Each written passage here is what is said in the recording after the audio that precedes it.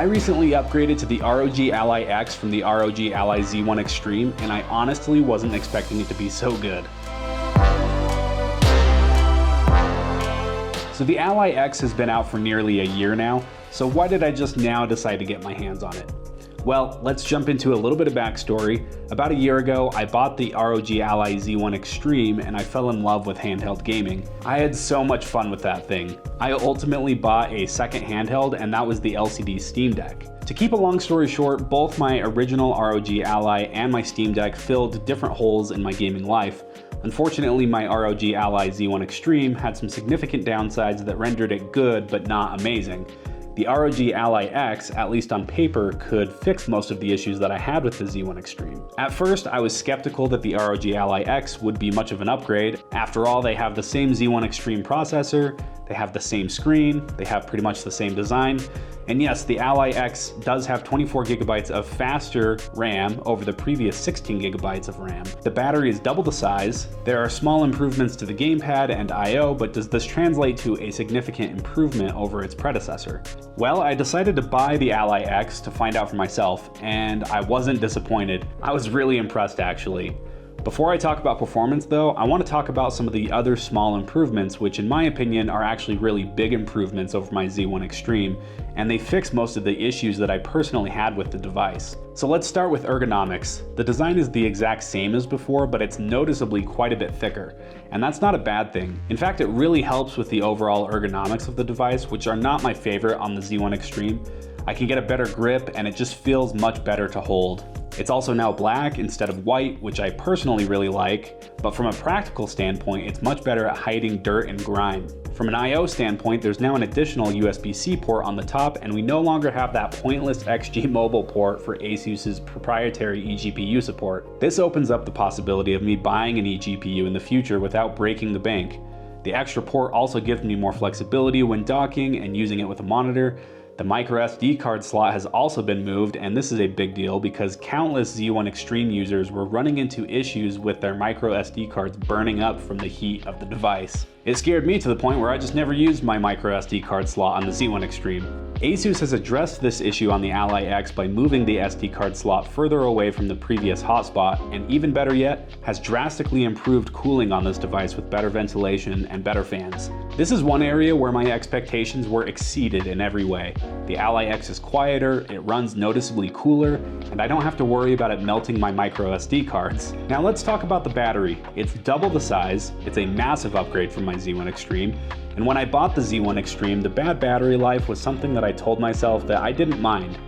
I could maybe get 2 hours on a AAA game running lower settings and running on 15-watt mode, but performance kind of suffered, it wasn't great, and then running on turbo mode, I'd be lucky to get an hour of gaming on a AAA title. I told myself it's fine because most of the time I'm just playing on my couch and I could be plugged in, and yeah, honestly, it's not that bad to be plugged in. I would still rather be lounging on my couch than sitting at my desk where I spend my entire working day, but the cord gets in the way, it's kind of annoying, and then you have to make sure that you're close to an outlet. On top of that, there were plenty of times where I would go game outside or I'd be traveling, and the battery life just is not enough in those scenarios. With the Ally X, I can get nearly 2 hours of gameplay on AAA titles rocking turbo mode and upwards of 3.5 hours or more running on performance mode, and all of that at higher quality. For me, it's now enough battery life to where I don't have to worry about being plugged in. It really does make for such a better experience. Of course, you do have to be plugged in to utilize the full performance potential, but running turbo mode on battery is more than enough for me most of the time. Just those improvements alone make this a worthwhile upgrade for me,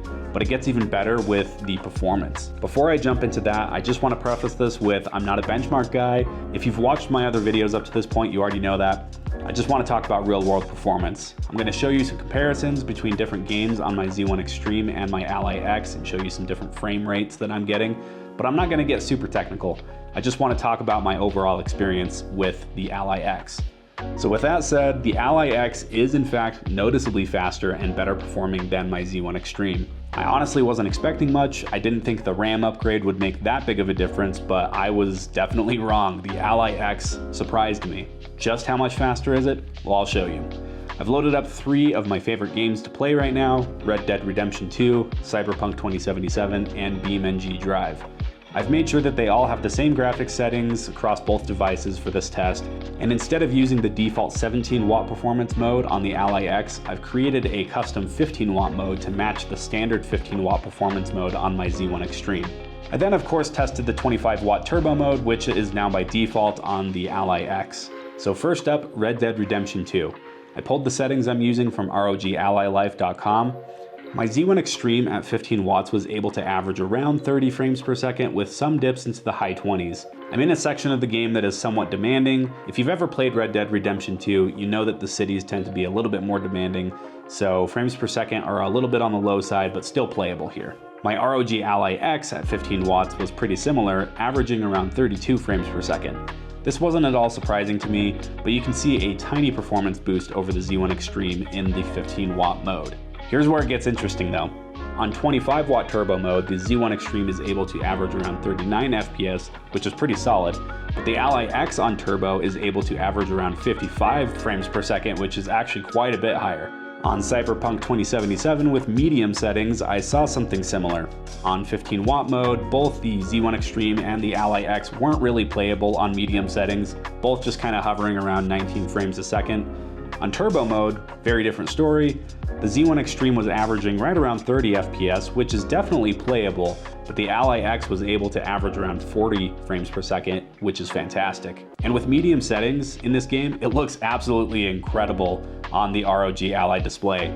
More tweaking of the settings could of course optimize visuals and performance, but you can again see a pretty significant boost on the 25 watt turbo mode.